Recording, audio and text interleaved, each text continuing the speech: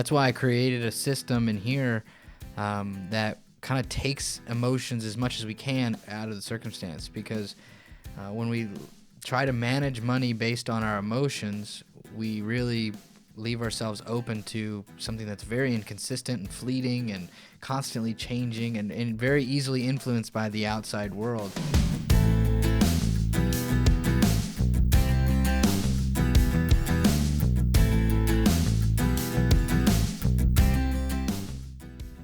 Welcome to Getting Money Right, a show dedicated to helping you achieve financial freedom through education and inspiration so you can be free to pursue your true life's purpose. We're your hosts, David Thompson and Leo Sabo, and I'm excited that in this episode we get to continue a conversation with licensed professional counselor. He's also a supervisor, Russell Baxter. So Russell's in the studio with us tonight, and Russell, we got to interview you a couple months ago in episode 32 and 33, and then we did an interview a little while ago on part one of this, going through the book. You finished the book, Sharing Your Heart, Sharing Your Treasure, and I'm so excited. I've got my copy here in the studio, and we're kind of going through that process. So, Russell, tell us a little bit more. We kind of finished off last time on the different types of homes, but we're just getting to that place where we're talking about not shaming your partner and then dealing with the anxiety, the panic, the fear, the worry that can come up around finances. Right. So give us a little bit of intro into that. Well, I talk a lot about emotions in the book. In fact, there's probably about 3 or 4 full chapters committed strictly to different types of emotions. And I break them up into 3 different categories: anxiety, shame, and sadness. And these are the 3 main negative emotions that I've experienced or seen connected with money. And so I break each one of those up into 3 subcategories. And so I'll just do a brief overview of the shame section. And with the shame section, we break that up into 3 sections: inadequacy, failure, and conviction. And so we kind of talk a little bit about how each person might relate to money in a different way. But if we can't communicate to our spouse with really adequate words and good language, then we're not telling them anything. So, when you manage money that way, it's really annoying, is not a helpful statement. No. It does not actually educate your spouse on your position. It just tells them that they're kind of like a gnat in your ear. And I don't know about you guys, but I don't like the idea of being annoying to my spouse. It does not make me more teachable or open to what they have to say. It just makes me feel like I'm a bother. But if they were to say, when you spend impulsively, it makes me afraid that we aren't going to be able to pay the bills. Well, now I can actually connect with you, and now I understand how my actions impact you. And so, for instance, there are a lot of people out there that feel inadequate about their ability to provide at home. If they're struggling, they feel a lot of shame, especially in men when we're tasked with being providers in the home. That can be a very daunting task, and when we feel like we're constantly struggling or we're constantly not able to provide everything that our kids want or need, then we might feel inadequate. That tends to manifest with either defensiveness or anger or, being rebellious or acting out. And because what we're really saying is, I don't feel like I'm good enough. And I don't like the way I feel, and you're making me feel this way. Right. And so I'm going to be mad at you. And it doesn't actually communicate anything. And a lot of people, this is the real reason I wrote this, is because a lot of people don't actually even know that they're feeling this way. That's why I wrote so many personal stories and anecdotes to kind of illustrate how maybe I felt with failure and money. You wake up one day and you feel like you failed as an adult. There are so many people in their 30s and 40s who feel like they're failing as adults, 50s and 60s too, right? Yeah. And where they just feel like I should be at a certain place by now. Yeah. Yeah, we see that all the time, actually, especially for older people, because we've had them in classes and in workshops that we've done, and that's somewhat of a common statement. I wish I would have learned this stuff, or I wish I would have, avoided the mistakes, and there's always regret, there's always shame. And they feel inadequate. And to the degree sometimes that we see people drop out early in the process because they feel like they can't win. There's so much emotional baggage that comes along with financial choices. And one of the things you mentioned in the book, how parents today feel inadequate about not giving their kids everything or putting them into sports and all those things. And all those things cost money. Yeah. And there's this pressure to provide and to do everything that everybody else is doing. And it's unfortunate because there's enough of a challenge, I think, between a husband and a wife to communicate about finances, because life is challenging at times, especially when it comes around finances. It's more so when you're not aware of the pressures on the outside, and each spouse will feel that differently. The man might feel one way or another, the wife might feel different about it. And not communicating that only intensifies the problem. Right. And more than likely, you end up having the wrong kind of communication. You're fighting, you're not really realizing that the fight is not really about money. It's about how you feel about this pressure that's coming from outside or inside. Exactly. And so it's such an important thing to touch on, because we don't just make financial decisions. No. We make decisions that are deeply emotional. And finance is just that trigger that can either bring us to a place where we can communicate with our spouse in a healthy way, Right. and form that team and really bond with our teammate, or the opposite. It can send us to our own corner, so to speak. Right.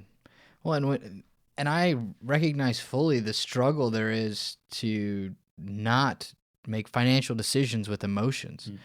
That's why I created a system in here that kind of takes emotions as much as we can out of the circumstance, because when we try to manage money based on our emotions, we really leave ourselves open to something that's very inconsistent and fleeting and constantly changing and very easily influenced by the outside world.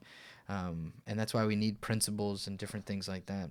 Yeah, well, I think that's a perfect tie-in to the triangle in the book, and what do we base our lives on? So if we're not going to let the emotions and the peer pressure and shame or fear or anxiety be the thing that guides our life, what do we have guide our life?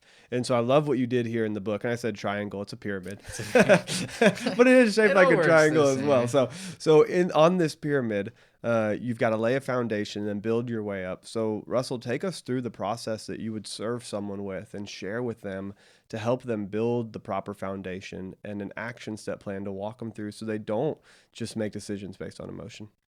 Well, these are not just foundations for just finances. I mean, we start that and we use finances as a tool, but as a couple really works through these steps, they're going to see how it translates into pretty much every area of their life and why it's important. So first, we start out with principles. I mean, you cannot function with money if you don't know what you believe about money. And so many people, the only thing that they believe about money is that they like having it.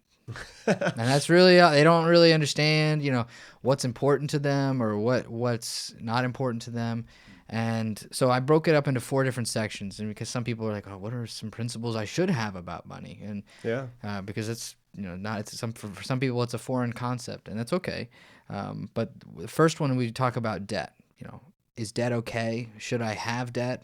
And for some people, they may not be diehard Dave Ramsey people, and they think, well, okay, I can have some debt. And I have some friends, for instance, who are they have a risk tolerance that is considerably higher than mine, and they're okay, and they make money, and they do well for themselves, and that's their decision. That's, like I said before in the last episode, they're making decisions for their family, and so for some people, they're okay with some certain level of risk. I kind of passively advocate for debt-free living in here because I think it's one of the best ways to do it. But I also make sure that people know, at the end of the day, you need to make your own decisions, and don't just listen to me. Look at the outcomes. If you want a certain outcome, then there are certain techniques of managing money that are going to be more effective to bringing about those outcomes. So we look at the debt. And then second, we look at savings. And I said savings really isn't negotiable. It's about how much we should be saving. And I talk about the different types of saving for retirement and for kids' college and for even a wedding. How much do you want to save, and if it's important? Some of those things are important, and it's okay. There's nothing that says you have to pay for your kids' college. There's plenty of people that survived without having their parents pay for their college tuition. If you can't afford it, then that's okay. I would rather people be investing into their retirement and into emergency funds than fretting about paying for their kids' college. the third thing is family. And this is kind of where it gets a little messy, because we have to ask the question, what is my family's relationship to my money? And we have to really clearly define that. And I break it up into two sections. We have extended family, parents, aunts, uncles, cousins, all things like that, and then your kids. What should my adult children's relationship be with my money? And how long should I continue to support them? How long should I continue to let them live in my home?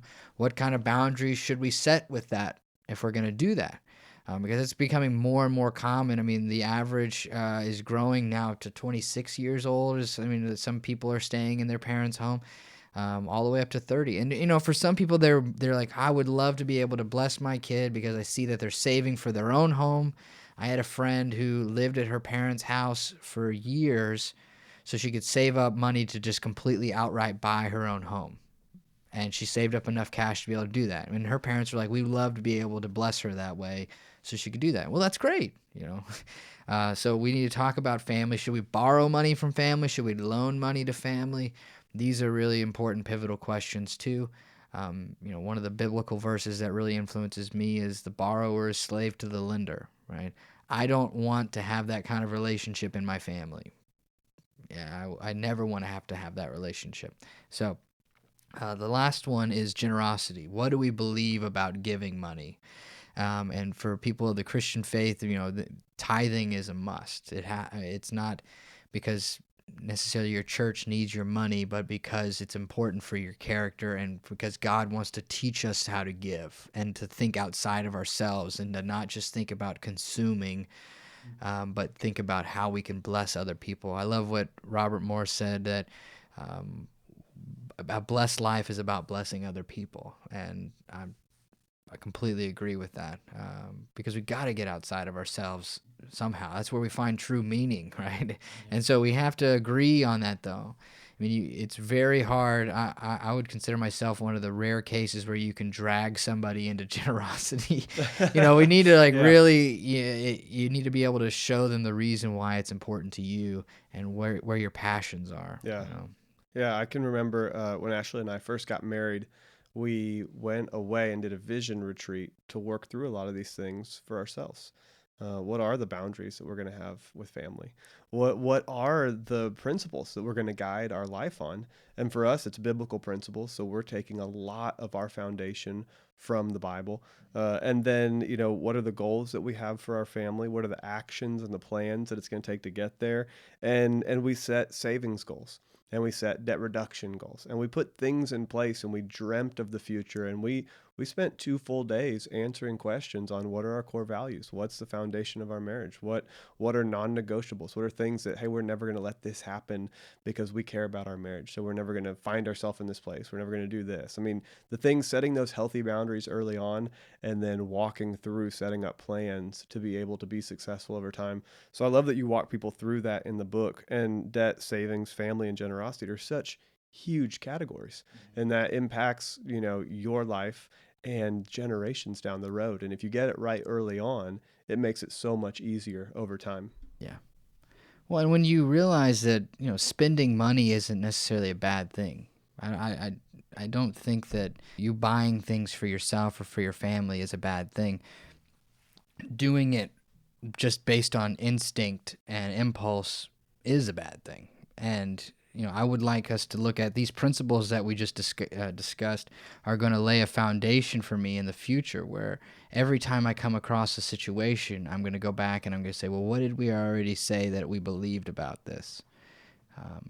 If a family member comes to me with an emergency and they say, hey, we really need some money, I know you have some, can I have some? Yeah. What are we going to do about that situation? And for me, I'm not going to loan them money. If I see that they're in a situation and I'm going to give them money, but I'm also going to give them my input, because if you get my money, you get my input. And that's a principle that we've discussed. I mean, we have that established in our home, that if somebody wants our resources and our time, then they're going to get our input. And I love that. My wife and I had exactly the same type of conversations about giving. We said, if so-and-so comes and they ask for money, what do we do? How do we react to that? And it goes back to the emotional. If we don't talk about it ahead of time, then it's an emotional discussion. It's not a, hey, we've talked about this and we settled this. Yeah. When we weren't emotional, we were just talking through it and trying to come up with a good answer. Right. But if in the moment you've not talked about it, and in the moment you're trying to come up with a good answer, the chance of you not being emotional is very, very small. Right. And chances are then it's going to go in the wrong direction. You might even make the wrong decision, or you might make the right decision, but unfortunately it's not something that's going to actually be right for the person because you really haven't thought all the way through it. Well, they need our money. Here we go. Yeah. And whether they become a slave to you because now they owe you money or they're not going to listen to your advice, all those things are so crucial. Right. Because you have literally sat down and talked through it. So that's the principles you talked about. That's definitely the foundation that everything else stands on. So what's next in the pyramid? Well, the next thing is we take something that's really important to us based on the principles, and then we create a goal for that. So in the book, I use the example of working towards a paid-for home. Right now, that may not be something that everybody can connect with, but one that most people can connect with would be if we want to get out of consumer debt. Okay, awesome. Well, that's a goal that we want to establish. With the goals, we actually set timelines and we say, I want to be debt-free by, in a year or 2 years. Right. Because it's important to us. We don't want to owe any money to anybody, and we want to be completely financially independent. And so we set timelines and we set quantities. You can't set goals, for instance, by saying, I want to save more. That doesn't really tell you anything. It's very subjective. It's very open to interpretation. And so I want to say, I like what Dave Ramsey says, 3 to 6 months of expenses. That's a nice quantifiable amount. And so like if my goal is I want to be debt free in 2 years, then I need to look at that and say, okay, if I have $24,000 in debt, well then I'm going to have to pay $12,000 a year, right? Okay, well can we afford to do that? And we have to look at the numbers. And this is one thing I love about finances is that it's all about numbers, which aren't subjective. They aren't open to interpretation. They either are or they aren't. And so I have to look at my ability to pay for that. And if I have $12,000, or I could have $12,000 if I sacrificed a few things, well, then it's possible. And so then I need to say, okay, in order for me to, I make it even more specific. In order for me to be debt-free in 2 years and pay off $24,000, then I need to pay an extra $1,000 a month towards debt. And that way I have something measurable. And for me, as an instant gratification person, I have to know that this is going to work. And so I know mathematically, if I pay $1,000 a month for the next 24 months, I will be debt-free. Right. Barring that I don't get any more debt. Right. That's really the caveat there. And so after we get the plan and we say, okay, this is just one example. It's good to have more than one plan, obviously. We're going to have savings goals and different things like that, but I want to focus on this. The next thing would be creating the budget. We want to create a budget based off of everything we just talked about. Most people would go into it and they just kind of willy-nilly create categories. Oh, this is how much we probably should spend here and all these different things. But you really are looking to set your budget up to create margin or extra money, right? Where I need an extra $1,000 a month now. Right. So where am I going to find that? And so I have to form my budget around that number. And so if that means I have to eat out less, if that means I got to give up Amazon Prime and Netflix and all those subscriptions that equal probably $100, or if I got to give up Starbucks, or I got to give up, a gym membership, or I got to, in order to find that extra $1,000, then I'm willing to cut, right? I'm willing to sacrifice. And so we take that number and we actually build a practical budget. Now in the book, I don't go into the nitty-gritty of creating a budget. I talk about a transaction ledger and I talk about your categories and the importance of both of those, especially with behavioral modification and changing our habits. But there's just so many different ways to do it, so many different coaches, so many different apps and softwares, and I would rather you be comfortable with budgeting than try to do it my way. People get uncomfortable looking at our spreadsheet, but it's second nature for us, and so I'd rather people find their own way and do their own research. If they want to read Dave Ramsey, if they want to read somebody else, that's great. I would rather them do that and find their own way. And then the last thing would be follow through, action. And the important three things that we have to have with action is that we need to first have accountability. If you are not open to accountability in this relationship, you're going to have a hard time. You're going to have a hard time changing, period.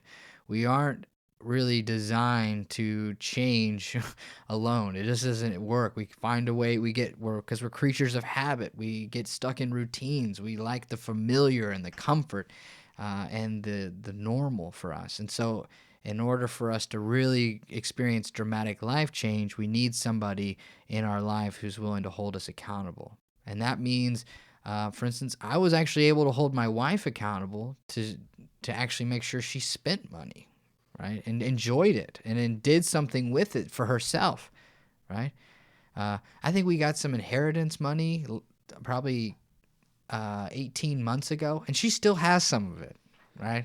So I'm still like trying to get her, like, hey, you need to go do something with it. And we're not talking large quantities of cash here. This is very small, but she's still holding on to it for something that might come up.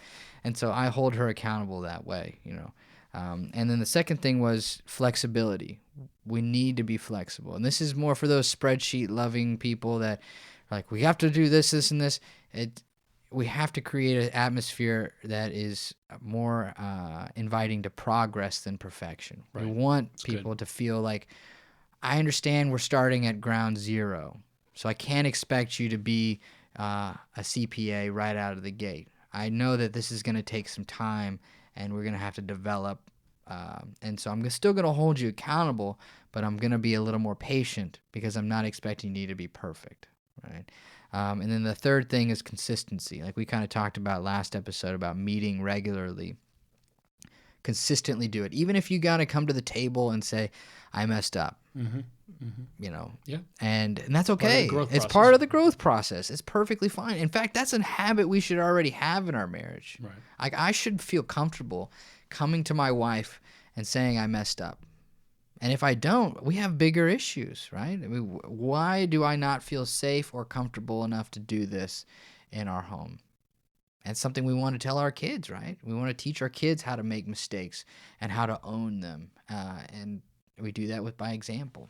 So that's kind of the 5-step process that I would kind of walk people through. I love it. I think it's so doable. You know, when you start with the principles, then you set goals, then you plan those out, you create a budget, and you take consistent action, then what's going to happen is you've got clarity. And I think it's so important to have those goals, because without the goals, you can talk each other out of different things that you've talked about doing. But if you didn't really set goals and you don't have that in focus, it's easy to be refocused to a different area and give up on something that's worthwhile, like getting out of debt. Or you could be more flexible and say, you know what, we'll take an extra year. We'll go on this vacation now. Well, when is it going to ever end? Because something else will come up next year and the year after, and 5 years from now you'll still be in debt, or maybe even more in debt. So it's a slippery slope. I mean, I love the way you laid it out, because it is very much about sitting down, nailing down these principles, and understanding that you have to live on those, and then carrying it through this plan. I think it's very, very well done. Well, and there's no timeline for this, so these are going to be messy conversations. There's going to be disagreements. But the cool thing about it is that it actually forces us to learn to compromise. It forces us to communicate. It forces us to be able to open up about maybe things that we hadn't even talked about before. And it creates a structure for us to do that in a safe environment. But it is going to take time. I mean, we're going to disagree. We're going to disagree because some things may be more important to us than the other person. Yeah. And we have to find a compromise. You know, if the other person is saying, being out of debt is way more important to me, and the other person is saying, well, I think living in the moment is really important, and we should have experiences. Right. And that's a real position. I mean, people really take that. People usually marry their opposites. Yeah, usually are attracted to your opposites. That's a very, Ashley and I are both fairly similar in a lot of ways, but I struggle to spend, and she's okay with going out and enjoying more, and that's normal. And so these are real life things. Right. Well, and like I even said, my wife didn't have she didn't actually have a problem with me spending. She was longing for a structure for me to spend within. Right. And the fact that we didn't have a structure for me to be able to spend within made her feel really uncomfortable. Yeah. Right. And so she was tense. But, back to what I was just saying about, some people are going to want to live in the moment and some people are going to want to be debt free. It's important for us to be able to find that middle ground. How are some ways that we can make both of those things happen? It's not one or the other. I mean, it is important for us to live in the moment, right, and enjoy our lives. I'd hate for us to get to the point where we're 60 and we're like, man, I wish I could have saved more. I just don't think that that's going to happen. But I feel like we might want more experiences. So it's realizing that just because we don't agree on everything doesn't make one person's perspective more or less valid. Now, obviously, if one person's perspective is I want to spend thousands of dollars a year in interest and credit card fees, that's kind of dumb. But that one right there. That one's kind of dumb. So I love as you're talking through these messy conversations and creating new language. And how do we communicate in these situations? And you tell the story in the book about a guy who is talking about his wife who is going on trips and spending and having some nice things in her life. And he says, I'm starting to get mad at my wife because she has all these nice things and I have all this debt and I have to pay this debt off and I've got all my student loans and my wife, her income, she can go do whatever she wants with that. And the pronouns, this idea that it's hers and this is mine, this is hers, learning to shift the way we communicate on this. And part of that foundation and those principles is it's us. So talk a little bit more about those pronouns and how important that is to learn the language of communication in this. Well, I don't think there's really an understanding in our society today just the power of words, spiritually and emotionally, just the impact that they have. I mean, we have so many keyboard crusaders who, just because we don't have to look in the other person's eyes and experience the discomfort of confronting them, we lose our grip with the idea or the impact of what we say. And so our pronouns are just something I picked up on, just how much impact these small words really have of mine and ours. And we talked a little bit last episode about ownership, and that's really huge because that's what pronouns are really, possessive pronouns are identifying. Who owns what is in our home, right? And what's in our life. Yeah. And so when I especially in that story that I was talking about, I asked that young man, I said, I thought you guys were married. And he said, well, we are. And there's this, it's a misunderstanding, not even if you don't ascribe to any of spiritual beliefs that I have, but legally in Texas, like if we get a divorce tomorrow, half of what I have is yours and half of what I have is mine or yours. Yeah, right. I mean, so the debt splits up, the assets we split it up. Yeah, right. Yep. Yeah. So why are we pretending like that's not the case, right? And it doesn't make sense. And what it really does is it provides us with this comfort of, it's cleaner, it's neater, I can pay my bills. But what it ends up doing, and I've seen this, and some people might say I'm being over dramatic, but I've seen it escalate to the point where people are borrowing money from their spouses and saying, I've seen that. You take care of your bills and I'll take care of my bills. And I lost my job, so I'm going to be in trouble because I can't pay my part of the bills for our household. It's like, what are you talking about? Yeah. This isn't just your job and your finances and your bills. This is ours. It's crazy. Yeah, and what's really cool is the comfort level when you start using the plural possessive pronouns of us and our. Yeah. That like when my wife succeeds and she makes more money than me and she does really well, I succeed because it's my money too, right? It's our money, it's our success, and it doesn't mean I'm not proud of her, but I'm not intimidated. I'm not. I don't feel inadequate. I'm not challenged by it. I'm not insecure because I know that the better she does, the better we do. Right. And it's not this situation where, well, if she makes more money, she's going to get to do more things than me. And now I'm going to have to make more money so I can keep up. It doesn't work that way. Yeah. So. Well, Russell, this has been phenomenal. Thank you so much for taking the time to write the book, sharing your heart, sharing your treasure, taking the time to come to the studio and share it with our audience. I know that several people that I've talked to have really benefited from episode 32 and 33 and the things that we talked about there. And so I've heard so much good feedback. It was one of our highest played episodes. And I recommend, if you're listening to this, go back and listen to episode 32 and 33, where we dig apart some more pieces of marriage and finances. Russell, where can people go to find out more about you and more about the book? Well, they can buy the book directly from Amazon. They have it on Kindle and paperback. But if you would like a signed copy directly from me, you can go to www.foundationscounselingpllc.com, and I'd be happy to ship that to you myself. Awesome. Russell, thank you. Folks, sharing your heart, sharing your treasure. We recommend this book. We recommend you take it.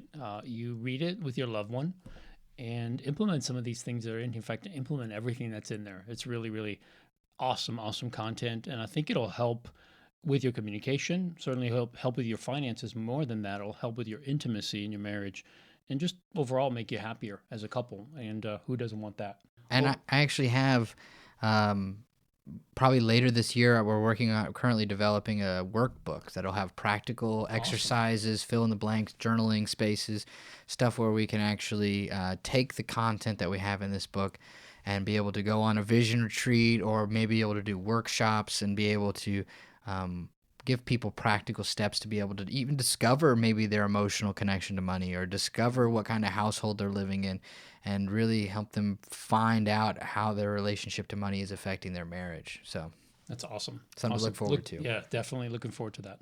Well, we want to thank you for joining us for this episode. If you enjoyed it, we would love for you to rate and review and subscribe to our podcast. You can do that on iTunes or on Google Play or whatever your Android device podcast is. You can also share this podcast on your favorite social media platform. And while you're there, please connect with us, share our own posts, and just connect with us. Let us know how we can serve you better. You can find the show notes to this episode. We'll also have a link for Russell's book in the show notes. So feel free to go there to get that. And we look forward to having you join us next time so that together we can keep getting money right.